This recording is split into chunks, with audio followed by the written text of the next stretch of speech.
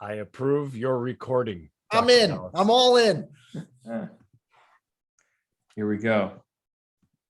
Hopefully you can hear this. We see you. See this? Now you're going to hear it. Welcome to this episode of Disappointment Inspired.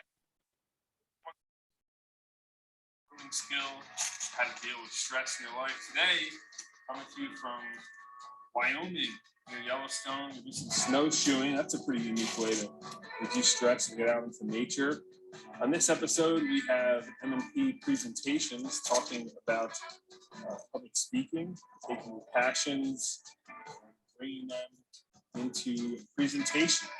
So hopefully you'll enjoy this episode and you'll enjoy following my travels through all 9 of these. Did you guys hear that? That's my first question. Sorta? You did? Yeah. Awesome. Yeah, that was me at high altitude, speaking very slowly, trying to remember my lines, but introducing M&P presentations, who are to my left here. Let me see if I can, oh, that's good. We'll leave them where they are. You guys know who they are. You can see them. Let me introduce M&P, Matt Bellace and Phil Januszewski, who are not just professional speakers, but I consider them friends of mine.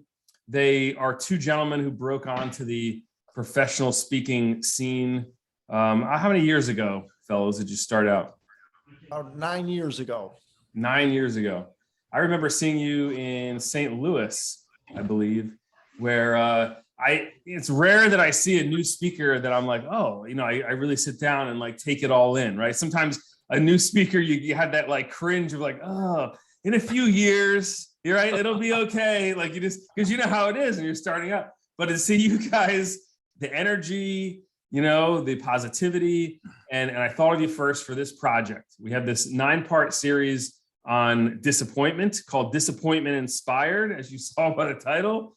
We're bringing on experts who have certain talents where they get to express themselves. And of course, you guys do that really well on stage. I'd love for the students to learn some tips about public speaking, but broader picture, how to take some of those things in life, the pain, the loss, the failure, and convert it into material, into something you can put out to the world, right? And make something of those disappointments. So please, we can give a big round of applause to M&P, Matt and Phil, as they come to stage right now. Thanks for joining us, fellas. Dr. Bellace, thank you so much for having us. And hello, friends. As Dr. Bellace was saying, my name is Matthew Makovich, and it is a 40-degree, rainy, disgusting day in Chicago, Illinois.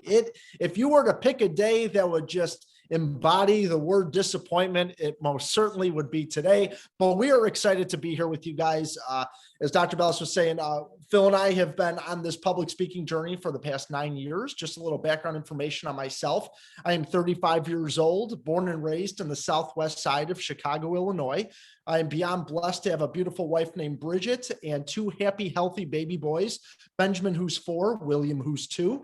And our full-time professions, Phil and I both work in education, but on our days off and on weekends and weeknights, we have the pleasure of being public speakers. And if you would have told us 9 years ago that people would be inviting us to incredible events like this, we would have told you were crazy. But here we are, and we're just so excited to be here. And Phil, I'm going to hand it over to you to introduce yourself. We want to hear more about you and that beautiful hair of yours.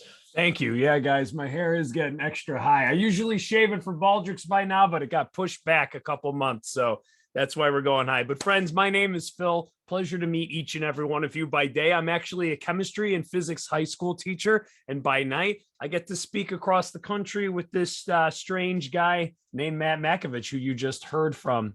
I am blessed, just like Matt, to have a wife and 2 happy, healthy children.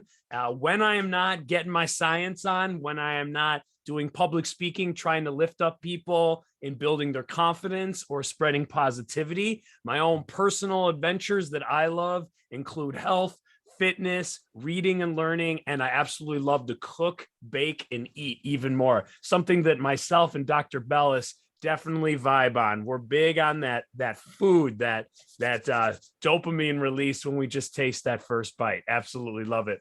So friends, but the reason we're introducing ourselves is we just don't want to be complete strangers to you, but also to let you realize that public speaking is something that everyday ordinary people can do. This doesn't take just a few specific small amount of people that can be good at public speaking, but it is a valuable tool that can get you places, help you through some strange situations, but also allow you to just let the world know what you feel and what you think. And we're excited to be here to kind of build that up. So Matt, when we think about where we started 9 years ago on this journey, as we said, I can't believe it's been 9 years, but we had the opportunity to present to a group of youth, and we had free reign to do what we wanted, but we sat down and got together. Can we talk about how we started with public speaking in our style versus where we are now, and kind of how that developed, so that we can look into some of the skills that we nitpicked along the way that have really benefited us? Absolutely, Phil. And when we first sat down, the biggest thing was, how can we be different than what we've seen out of other speakers? But not just different to be different, stay true to our message, stay true to our morals, but yet present it in a way that maybe isn't as common as some might think. Yeah. So I will never forget the very first night that you and I sat down to plan our very first presentation. We had 2 yellow pads of paper and 2 pens. What we did, and believe it or not, typically a public speaking presentation is about 60 minutes. Phil and I mapped out every single minute of what we were going to say, how we were going to deliver it. And we had everything in our mind built up to exactly how it was going to be when it actually happened. So Phil, what we did was we talked about introductions. We talked about group activities. We talked about how we were going to get the audience involved. But my goodness, the things that we didn't know then that we definitely know now. And would you mind expanding on it a bit, Phil, about sometimes over preparing when it comes to public speaking, and how that maybe took us on a whole new journey that we weren't even expecting? Yeah, I think when we started planning things out, Matt, we had this idea of how it was going to go.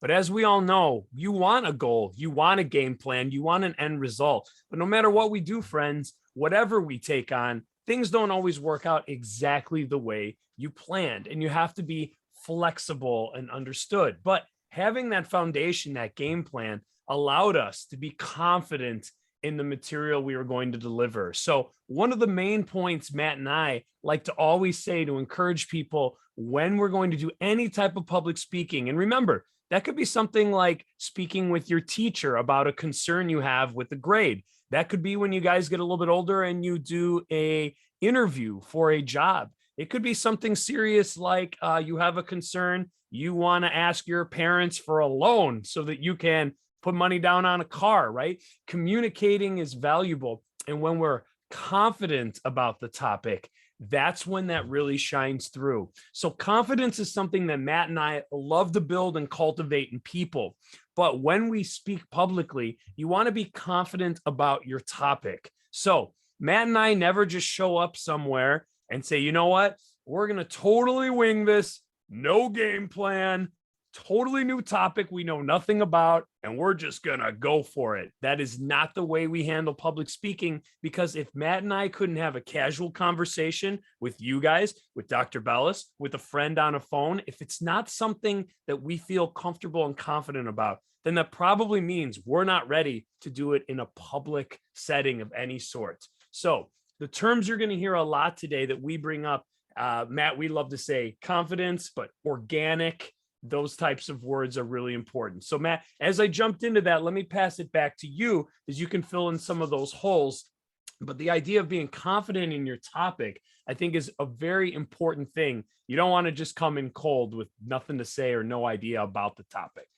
You don't, Phil. And it's ironic that the topic today is disappointment, because I think that a majority of our presentations were focused on the disappointments that you and I had in our lives, going through high school, going through high school dances, PE class, getting turned down by girls, going on awkward dates. All of those things are disappointments that led us to find the true meaning of who we are as people, which then when we're more comfortable about ourselves, about who we are, what we've been through, we feel more confident when we start public speaking and standing up in front of an audience. because we're here to tell you that the more genuine and organic you feel about a message that you want to communicate, the easier it's going to be, the more confident you're going to be. So celebrate those disappointments, because when you do, you take even more control over your life than you actually thought. And when we kicked off this public speaking journey and we try to just air it out to the world, what we've been through, the embarrassing moments, the awkward moments, the disappointments. And when we did that, audiences became more relatable to us. They thought, okay, these guys are real guys. They've been through real situations. They've had real heartache. They've had real disappointments and embarrassing moments. So our biggest thing is to celebrate those disappointments to make yourself even more relatable. And Phil, when we first had that meeting, I'm going to bounce it back to you now. Sure. How have we grown and evolved with our delivery of the message up until this point, let's say 9 years later or 5 years later? What have we grown and developed into from that point? Yeah, I feel like our focus and confidence now, friends, when we do public speaking is a little bit different. When we started, we did have almost like a script. Would you say that, Matt? Like pretty close to what we were going to say, kind of hammered out jokes ahead of time, what we were going to do and try out. And over the years, we've realized that the more casual conversation we can have with an audience and the less scripted, the more organic and real and relatable it comes off. So fast forward those 9 years now, Matt and I no longer have scripted conversations with our audiences, but we have main points that we want to make sure that we not only bring up, but support with different stories and also support with any type of interaction with the audience as well. We want our participants or our audience to hear the message, understand the message, and experience the message. And that's why for us, it's super important to have group interaction, for them to try it out, for them to hear a story about us that they might relate to or help it be more memorable. And from there, when you do give examples, when you do give support, when you allow the audience to get themselves in your shoes, they're more likely to hear what you're saying and to empathize what you're saying. Remember, everyone you talk to may never completely agree with what you're saying, but that's okay. They can at least hear and understand what you're saying. And that's also important, simply to be heard, not necessarily be agreed with. And Phil, a lot of people ask us after a presentation, well, how do I become a public speaker? How do I get started? I have messages I want to talk about. How do I pursue this? Yeah. And our biggest thing is just getting your name out there and learning by experiences, meaning any chance you get to speak publicly to a group of individuals, whether it's 5 or 500, get out there, learn from your experience, feel comfortable in front of an audience, get used to the uncomfortable and disappointment. And Phil, if I could look back at one moment in our speaking journey that I feel wraps up disappointment to a T, was when you and I were speaking at a teen event at a Illinois community college.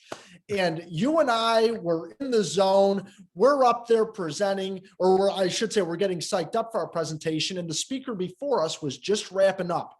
And he hit his final note. The place went nuts, standing ovation. And now here comes M&P presentations. Here we go to the stage. We're out there. I have a wardrobe malfunction. Phil almost trips.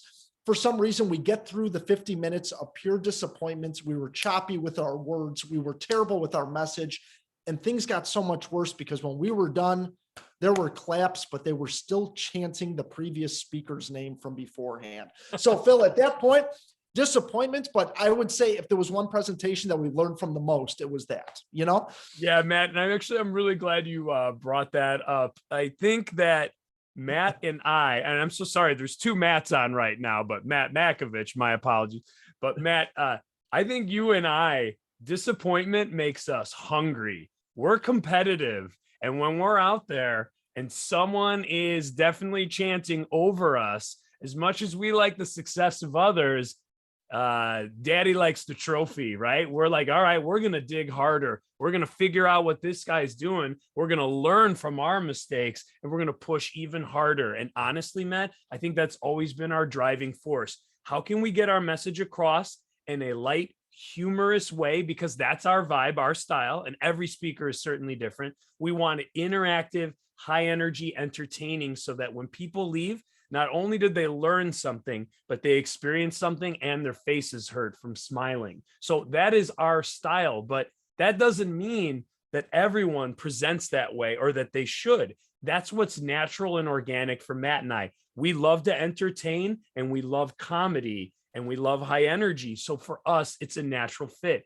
It's like if you mixed up church with a WWE wrestling match and a rock concert and threw it in a blender and also put in a really positive message. That's kind of our vibe. That's kind of where we're at, but that's our recipe for our style of public speaking.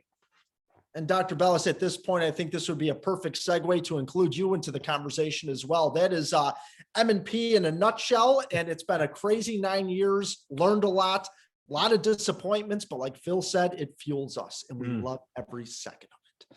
Awesome, fellows. Thank you so much for that overview and the story that, and just some of your tips. I got a lot out of it just listening.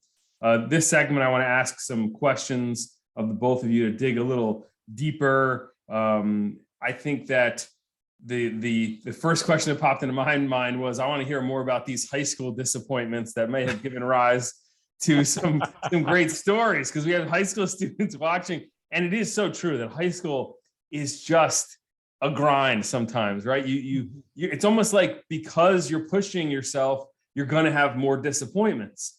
And I can imagine you guys out there trying out different things, different sports, different relationships, hitting a wall. And then it sounds like that gave rise to some funny stories, some, insightful stories. Anyone want to share one of those? Yeah, sure. I'll kick it off for sure.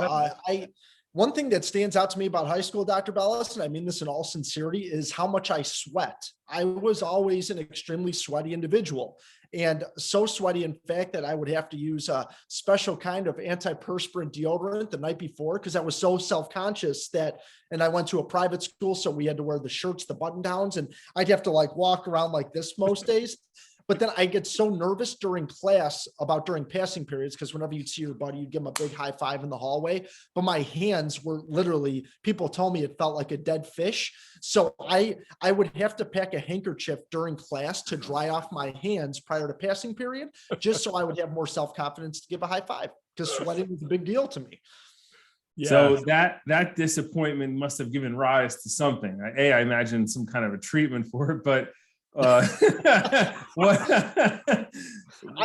for me, I truly feel like those things happen to me. So now when I communicate to audiences, if there's at least one person in the audience who could be like, whew, okay, it gets better, you could laugh from it. But I know that in high school, that could be a pretty serious thing for a lot of students. And my ultimate payoff for that is hopefully I impacted one student who realizes that it's okay to have a little pit stain under the arm every now and then. It's okay. Also out of our control, right, Matt? It's not like you chose to be sweaty, it's natural. And that's, I think, something that we love about our presentations, is that by us being transparent and raw, I think people can relate. I've had a weird situation too. And in the moment, it feels crushing, that disappointment. But as you move forward and you grow from it and learn from it, you actually can be empowered from it, right? So maybe I just read recently in a book that the past doesn't happen to us, the past happens for us, as long as we look at it from the point of view of what can I learn from it, right? So for Matt, you actually now use that as a part of our presentation to allow people to know that we have insecurities. We've lived through strange moments. It is completely natural to question yourself, be uncomfortable. But as we grow older, we learn from that. We accept ourselves for who we are, and we can move forward and be more confident and comfortable with our life. So question for you, Phil. I know recently you posted, maybe it was your dad's birthday or something. It was a picture of you with your dad. Yeah. And I was expecting him to have wild hair and tattoos as well, just like you, Phil. And I didn't see that. And so the thought I had was, as you were growing up, I suspect you were different from your father. Would that be a fair assumption? Dr. Bellace, that is incredibly true. My father and I are quite different, at least visually. Visually. So at what point, in high school specifically, were there any moments where your dad may have expected you to be more like him, and there was this disappointment, my son is not like me, he's something else? Did you feel the disappointment? Did you use it as fuel? How did you cope with it? Yeah, and Dr. Bellace, I think you've mentioned too how you combated disappointment through comedy a lot in your life, right? And I think that's how my family dealt with it. I think growing up, I think my dad knew that I was going to be quite different than him. I knew I wanted, now earrings are no big deal, but back in the day, I wanted earrings like in 5th grade. And my dad's like, I'm just not ready. I'm just not ready, you know? And by 8th grade, he let me get earrings. And then all of a sudden my hair got taller and higher and I wanted it blue. And he was like, I just don't want you to get judged, you know? So he was concerned about protecting me because I think he had a definition of an image of what a boy that is safe can look like. And I think he was worried that that maybe I would experience that disappointment by looking different or being different.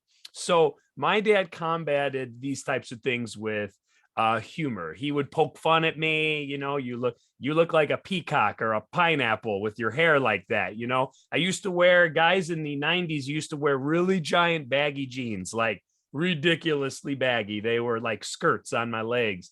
And he said, man, one day you're going to look back and realize you look ridiculous, you know. And he's right. I look back now. So he did always let me be myself, but he did let me know that he thought it was definitely weird for sure. So I thought that was a really nice way for him to communicate to me, though, that I don't necessarily agree with what you're doing, but since, as my mom and dad always says, it's not harming you or anyone else. So I don't know how we could really be that upset about it. So. Well, that's nice. I mean, my mind, when you strike out and become a speaker, right, and you're going to be different than others, you're going to stand up and speak out on something, there is a chance you're going to disappoint people. People might not agree with your point of view. There are people close to you in your life who don't want you talking out on that thing. But if your early experience with disappointment is, we disappoint our parents, but it's okay, right? They still love us and we realize it's going to be okay. That's empowering. Yeah, it's empowering to have, you know, that relationship to say, you know what, no matter what I do in this world, I may mess up, I may say something I regret or whatever, but I still have my support system that has my back. They still care about me. And that allows you the confidence to branch out and to try things that you wouldn't have normally tried. I think the students watching this, if you're going to give a presentation and maybe you feel a little self-conscious, what are the other students going to think when I'm talking to them? Might be a controversial topic. If you have people in your life that have your back, love you, it's going to be okay. If they know your intent is good, you can do anything. You can bomb horribly and it's still going to be okay. That's the big fear, right? In speaking is that you're going to go out there and just lay an egg. And then in your mind, you're like, it's all going to be over. And then no one's ever going to ask me to speak again. The history of speaking, I'm the worst ever, right? And we take our mind to an extreme place, but that's not the reality. Even when you bomb, you say goodnight or whatever, and people give you the polite clap. They chant the other speaker's name, and then you get hired to do something some other time, right? I mean, that's more the reality. Would you agree? Yeah. Oh, absolutely. And if I could be completely transparent, when Phil and I first started speaking, there were people in my life specifically, and people I went to high school with, who kind of gave me that look like, okay, you guys are doing this motivational speaking thing. Are you guys like brainwashed? This is weird. Is that even who you guys really are? Are you putting on a show? There was legit disappointment, I feel like, from people who didn't know how to maybe accept what our new mission was going to be and some people question our sincerity. Other people question, hey, why are you guys even doing this? This is weird. This is bizarre. But then over time, as Phil and I learn, is that genuine and organic always wins and it always rises to the top. But that was an aspect of disappointment where there were a lot of people raising eyebrows when we first started, like, whoa, like this is like weird preaching stuff. Like, what are you guys even doing? But it's been obviously consistency and persistency always wins. And Matt, you brought up a good point that actually I feel like supports Dr. Bellace's point. If you bomb in that, right, in a presentation, you still get that, polite clap. You especially get that if people know you are organic, that maybe it didn't go well, that you did stumble over your words and you let your nerves get the worst of you. But when people know you actually really meant it and cared, that counts for a lot more than the delivery 10 out of 10. If people know you are coming from the heart and organic, it is really hard to ignore. again, even if the skill of the presentation was, a little subpar and you could use some work, but we all have to start somewhere, but organic wins. It's funny, Phil, as you said that, I thought of a comment early on in my career when I know I was struggling on stage, but the intent was there. There was a good friend of mine who said, Matt, the audience likes to see you struggle. And I was like, geez, A, he knows I'm struggling. It's that obvious. But B, he said, no, that makes it feel more real to us. And so many times we're used to the glib, polished, smooth speaker. But how about you don't come across like that? It could be a breath of fresh air. And I never thought about that perspective because I was trying to be the polished guy, and I certainly wasn't. And you're not going to be when you start out.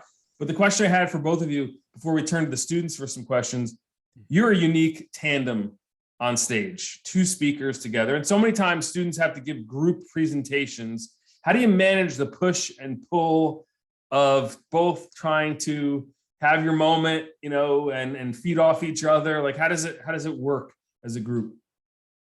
Phil, I'll give my quick snippet, and the answer for me is very simple. It's practice, practice, and more practice. The more experience you get working with somebody, Phil and I are at the point where we could finish each other's sentences. He could tell by the pitch of my voice when I'm handing it off to him. And it's so natural and organic that it's just so refreshing. It really is, to know that you always have that other person there too, but practice and experience for me. I also think too, having two speakers is a gift in a lot of ways, because if I'm having an off day, just the words aren't flowing well, and I get caught up, Matt's right there to sweep in and pick up where I left off on the sentence to say, think what Phil's trying to say here is, to rephrase. It's also nice to, when you're telling a story, and Dr. Bellace, sometimes you get in your head, you're telling a story and you realize you may have left out a little part that's pretty important. Having someone else there with you to reiterate that, or, that you also left out this part, which is valuable. Having that backup is a true gift. And then also when working with groups, though it takes trust, being open and honest. Matt and I both know that I'm the long-winded one of the two of us, that I'm the over-explainer. I'm the science lecturer guy. I will just keep going, and Matt has to step in sometimes and pull me away from it. And we have to be, open about it too. Like you're talking too much, we need to split it up more. So I think though that takes trust too, which, Dr. Bellace, if you get thrown into a group and you got a week to do it, takes a while to develop that. So that's definitely building up a tense situation potentially, because you don't necessarily have that trust in a group yet. Well, thank you for that. I'm so grateful for your perspectives. I'm especially happy that you're just regular, down to earth people. And when you talk about using disappointments, you don't have some, earth shattering story. We've all seen a speaker that's got some really rare, really extreme story, and that becomes the basis of their career. But you guys have taken everyday things and brought them to stage, which I think is more relatable for audiences. So I'm really appreciative that that's your background. And now is a good opportunity, I think, to turn it over to the students who've been watching so intently. I think they've been eating their lunch too during this. If you have any questions about speaking, whether it's the mechanics of speaking, like how do you come up with stories? How do you work that on to something you can bring to stage, or more the business of speaking, fire away. Who'd like to go first? Oh.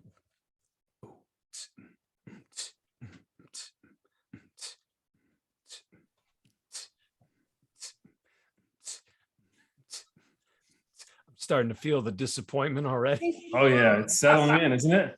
What do you got? You're still on mute. Brittany, we can hear you now. Yes, you're unmuted. Brittany. Why am I talking? Oh my Lord. Give us a quick minute. No problem. Be Take your happy to time, do Britt. Take your time now. Guys, if you want to ask a question, mute.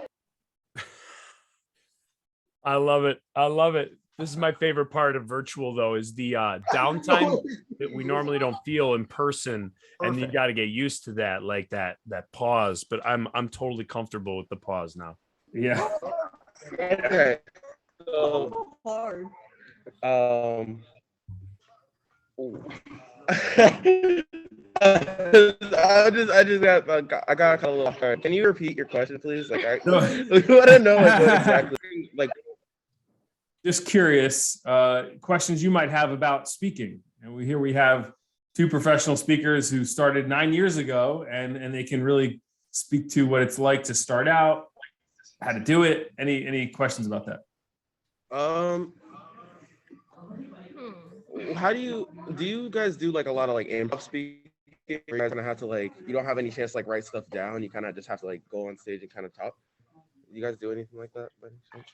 Have you ever done that as an exercise where you just have to free form kind of off the top of your head? You ever do that in your practice? I would say that we usually, like Phil said, have a pretty good outline, but we save that sort of thing for our audience members. So I know that with our audience, we try to empower self-confidence and even a little disappointment with them, where they have to think of things on the spots and do very uncomfortable but fun activities to build self-confidence in a way. So that's where my mind went initially. How about you, Phil? Yeah, and Matt, I would say that a lot of our presentations are improv, because when we bring people up to the stage or in front of the group and we do exercises, we never know how it's going to go. So we have to be comfortable and confident with our material to make sure that how it goes, we want to support that person.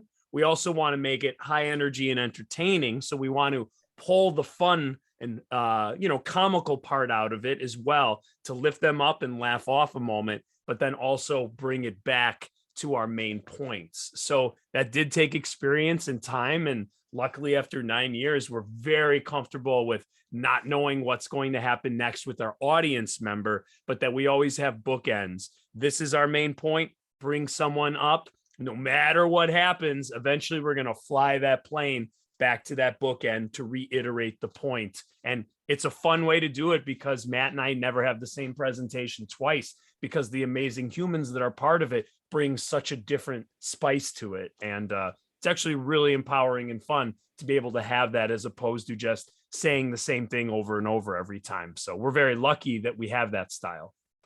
You know, his question does raise an interesting idea. Like, are there activities you can do to strengthen your speaking? I know with me, I started doing stand-up comedy in clubs back in 2001, like open mics and such. And I noticed that directly translated to confidence on stage, material. Are there any outside activities that you've noticed that really benefited your performance on stage? Wow, good question. Yeah, Matt, for me, I so much of my life has revolved around public speaking. In high school, they had something called the variety show, where they had a live band and you did choreographed dancing, but they let me be an MC. So I learned how to introduce songs and people on the fly.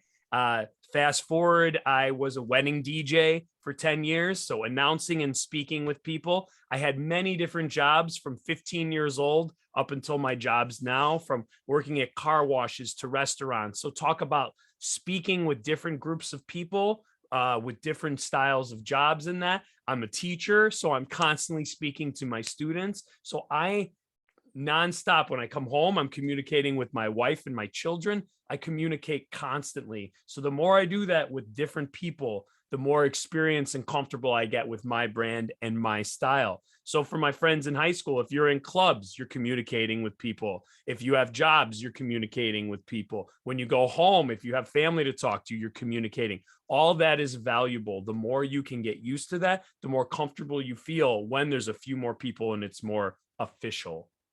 Matt? And for me, it was more definitely in high school, joining class board, ran for class president, was forced to give my first speech ever in front of my entire student body. At that point, the switch was flipped. And then from that point going forward, whenever they needed volunteers, like, hey, we need a student who could do the announcing for the staff student volleyball game. Would you be interested? Yes, yes, yes. So as many ways that I could get my feet in the water, to have a microphone, to feel uncomfortable, but to get more confident, I would always capitalize on. So definitely just look for those opportunities, however they come. And Matt, a lot of times the English teachers are considered the enemies because they force people to do public speaking, but it actually is incredibly important to get your feet wet in a much safer environment than when your job's on the line when you're 35 and you have an interview. So even though a lot of students I know complain because there are plenty of people who do not enjoy public speaking. It's very intimidating. However, that you should be very grateful for our teachers that ask you to present, because even though you might not want to, that experience is so valuable and simply might translate one day into you meeting the love of your life and being able to be charming and have similar interests and communicate that, where you can, start enjoying each other's company as opposed to just walking by and saying nothing. So I always say that you never know what information you might know that overlaps with someone that you are interested in that might make them find you somewhat interesting. It's never bad to know information. Great. Any other questions here? Let's good want to kick us off. Oh, sorry, before one more question. So when I noticed that you said like you talk to a lot of people, you constantly like talk to like your students and stuff like that. So does it ever get exhausting? And then when it does, like how do you control like kind of like getting annoyed and stuff like that when you're Yeah, it's a great question. Wow. That's a really good question. Lucky for me, I tend to annoy people more than they annoy me. He's true. He's very true. Yeah, I try to do the same. That's you too? That is that's such a good question. And I could tell you that after a presentation, because Phil and I are typically there an hour before setting up, we're there an hour after taking down, and in the middle, we are just buzzing, talking to people, introducing ourselves, thanking people. We do need to take a moment when we get in the car afterwards to just kind of decompress. So those moments do happen. And I feel though, which is kind of intertwining into other things, Phil, but our energy is something we take great pride in, and consistent energy. And we feel like there's other aspects in our lives that play a major role in us maintaining that social, that communication, that positivity, which I won't get into because that's a whole other presentation. But I feel like controlling the things that are in our control and knowing your own boundaries is a positive thing. Yeah. And Matt, I think that my job, like as an educator, is to communicate and be supportive of my students. So if I'm not feeling it that day, it's just too bad for me. I still need to show up because I have a responsibility for myself and my students that I need to be there for them. And then if I am having that bad day, once that bell rings and I then need to find myself an environment where, as Matt said, I can decompress. I can maybe take some big breaths, do a little quick meditating or something to kind of refocus myself, re-energize myself, and also maybe practice a little gratitude. Maybe if I am in a negative mood, what can I be grateful for to kind of empower and bring myself back to a positive mental state? But that takes intention, focus, and energy again, which again, that's why health is so important. The more energy you have, the more patient we tend to be. So that begs a good follow-up question though. What do you do when you have that audience member who's heckling, being disruptive, they're being rude? How do you guys handle it? I mean, it goes against your positivity to be yelling and screaming at somebody, right? So how do you react? We embrace it, and we let them know that we don't spotlight it, but we recognize that it's there. We own it and show that it's not going to impact us going forward. So you squash as soon as you can in the most polite, consistent way possible. But you can't show any weakness when those things happen. You embrace it, and that's just part of the moment. You move on, you deal with it. And I also think we're more relatable as humans, right? Like you said, Dr. Bellace, when things were bombing a little bit for you, it's like, oh man, this guy's like us, And I think Matt and I like to be very transparent. Well, we'd say this is getting a bit awkward, but obviously you don't agree. Fair enough, but we're definitely here, and we want to move forward. And usually by then too, a school will help out and try to calm the student or remove them. But Matt, we're also very lucky that we don't run into many situations like that. But now we will, probably 3 times tomorrow, right? We've jinxed ourselves. That, or else we just don't even realize that it's happening, and we just kind of pick it up with that message, roll with it, and just keep on going forward. It's interesting. I can remember one time I was at a school, big auditorium, and I heard what sounded like someone texting, the click, click, click of a text. And I couldn't believe it. I was like in a very serious moment of the presentation. How could somebody be texting and so loudly? And I started walking down the aisle, and I actually said something like, I cannot believe someone's on their phone right now texting. And I hear the click, click, click, click as I said that. And I look up and I realize it was an air conditioning vent. And there's like a little metal thing. Click, click, click. And at that very moment, I realized that's the difference between sanity and insanity. Because if I was like, and the person's in there, he's texting from the vent. Like that's when that's when they take you away in the straitjacket. Like, oh my God. What a moment, man. And speaking, they're so intense, right? You can get to that point where you're like, I'm trying to pour out my heart here. Yeah. And someone, heckles or does something disruptive. It can be in a very emotional moment for you. And so how to manage those emotions. And it sounds like you guys just you shower them with positivity, you squash it quickly, you move on, you don't make it the focal point of the program. I think also by letting them know that we understand that you're not liking it, or sometimes people just want to be heard. And by hearing them, yes, we understand. Unfortunately, we're not stopping, but we do understand that you aren't enjoying it or aren't pleased or dissatisfied. And that is completely 100% your right to feel that way. And sometimes that helps too, when people are just simply heard and accepted and we treat you like a human. It's all good. I think also too, a lot of people when they do public speaking, like think, what if they don't like me? But no matter who you are, someone in the world won't like you.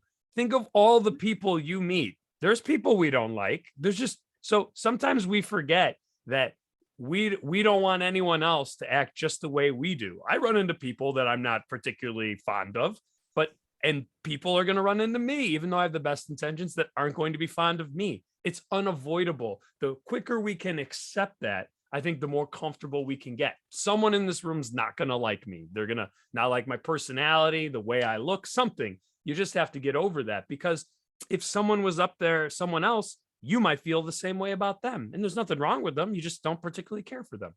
And in the moment as a speaker, you have to realize if there's one person heckling and unhappy, for that one person, there's 20 people who are there to still hear your message. They're not there to see you react to somebody. They're there for you to deliver your message. And those are the things you have to keep in mind. And Dr. Bellace, you can probably dive in more with that, right? I mean, the human brain and negativity bias, right? We're like trained, right, to focus on the negative, even though it's one person texting in the air vent, but there's 300 people, that are into it, that are really feeling you pour out your soul. It's so hard to ignore that one annoying thing when there's so many people there for you in the moment. So true. Sometimes others aren't even aware of the annoying person. As a speaker, you might be more, hyper vigilant for it. I know for me, when it's really disruptive, I don't own it personally, but I'll actually comment on it and say, look, I have a choice here. This person's being disruptive, or this group is being disruptive. I can blow up and yell and scream and be completely out of character from what you've been watching so far. Or I can comment on it and say, look, as a speaker who's basically brought here to deliver something and I'm being interfered with, that hurts my feelings. It certainly interferes with my work. It's disruptive to the audience, but it's not mine to own, right? It's the people who are being disruptive, right? And so if this feels uncomfortable for you, the group's been talking, that's how I felt when you were talking during my presentation, right? So hopefully we can continue now. And usually just acknowledging it that way, where I'm not going to embarrass you, but just make it a teachable moment, has helped me in my career. I don't expect a student to pull that off. If you're just starting to speak, maybe the best move is to pause, to stop for a second, look in the direction of the people who are being disruptive. Just let them know that you hear them. You wait for them to stop. When they do, you continue.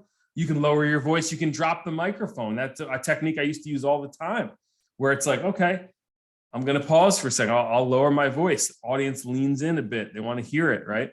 So these are little subtle things you can do without being disruptive. Any quick questions here from the audience before we move on to the final segment of our show? All right. If not, then here's what we're going to do for the last few minutes. I know we have some incredibly bright and socially active, energetic students here.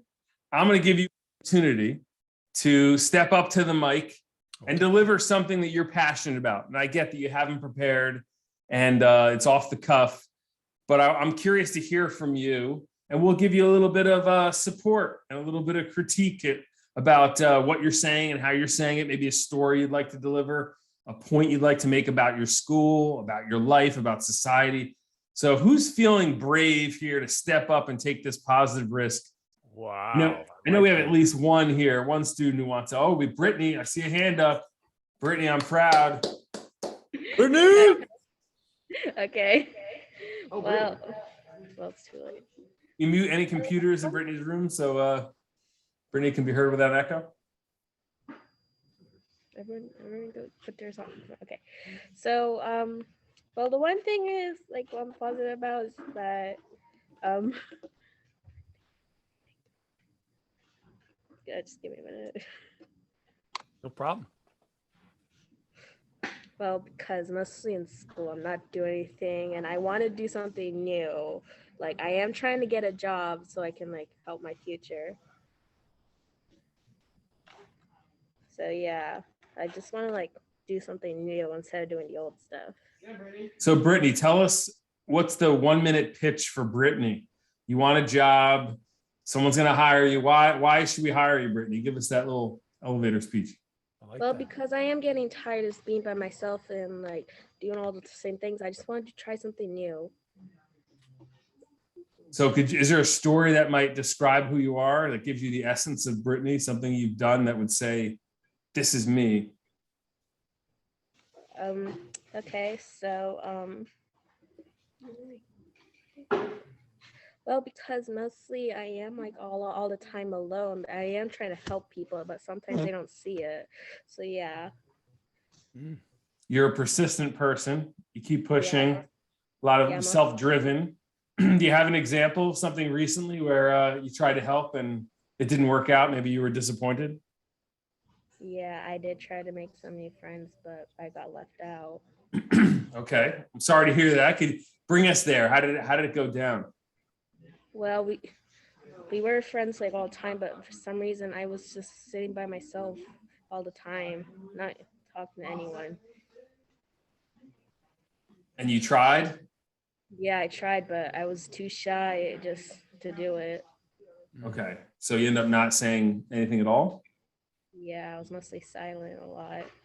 It's interesting because here you were the first person to volunteer, right? Taking that positive risk. So what do you think kept you from saying more in that story, in that interaction? Well, I don't know why. I'm just really scared what people might think of me. So that's why I must just try to show people what I can do. Do you think that's a pretty common fear of young people? Yeah. Yeah, I definitely would agree. That's very relatable to me, certainly. M&P, you guys want to ask any questions? Brittany, maybe to shape her story a bit if she's out there trying to get a job and trying to sell herself?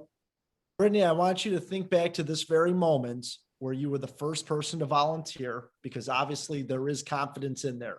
And we want you to focus on that, maximize on that, and put yourself in a positive mindset, control what's in your control. You will find your group, you will find your crew simply by being you. But it starts with you believing in yourself. And we're here to give you 110% permission. You have every right to believe in yourself because you were confident today and we could feel it through the screen. Yeah, Brittany, I also want to mention that it was very brave of you to share like that you are looking to grow and experience new things, and that you are feeling bored, like things are getting mundane. Sometimes by simply being able to communicate that out loud outside of your head allows you to be more creative and think about, what can I do to experience something new? Can I join a new club? Can I think about looking for some type of local work that would give me new experience? Can I find someone that I admire at school that is doing something different that I'm not, and ask them how they do it, right? But by vocalizing that and communicating that at first, it can actually be super empowering just to get that out of your head and out there into the atmosphere. So super proud of you. Not easy to do, especially in virtual, to step up and communicate like that. Thank you, Brittany. I appreciate you. Anyone else want to step up and yeah, first round of applause to Brittany. Yeah, Britt. Do that. Nice work, Brittany. Guess who's back? Brittany. Thank you. For sure. Appreciate it.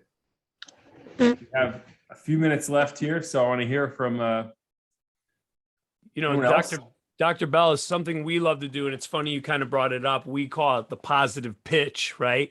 We try to empower our audience sometimes to think of 3 traits that they like about themselves that's valuable. And what we find, and Brittany, I think you brought up a great point of that, is that I think sometimes we fear rejection or that someone won't agree with it. But the way you feel about yourself, you own. No one can tell you, how to feel. So when we speak about ourselves, we should think about, what are 3 things about me that I like? And usually that relates well to how can I bring that to a job or to a group or to a group of people or an atmosphere. So that's positive self-talk. Sometimes we worry about that we could come off as conceited or that, but really I think it's super important to know what we like about ourselves and value.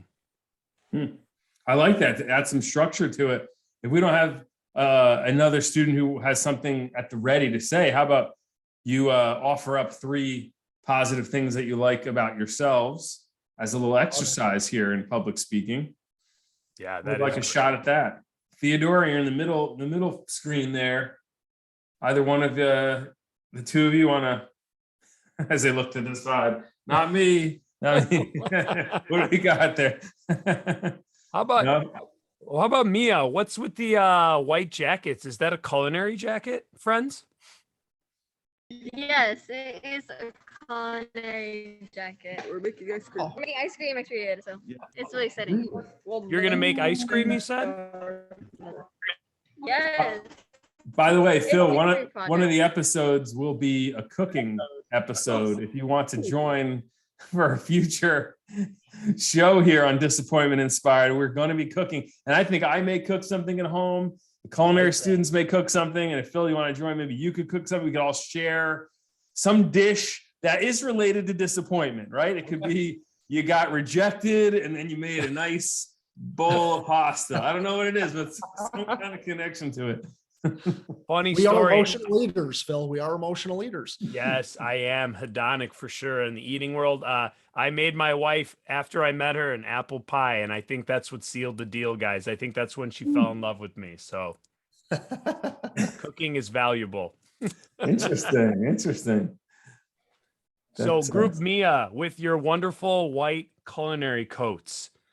I want to challenge my 2 white culinary coats people. What's one thing that you bring to a classroom that you like about yourself? I bring questions. Yes. I love talking about Questions I are always super valuable. It's very valuable, but also sometimes, occasionally, it's too much.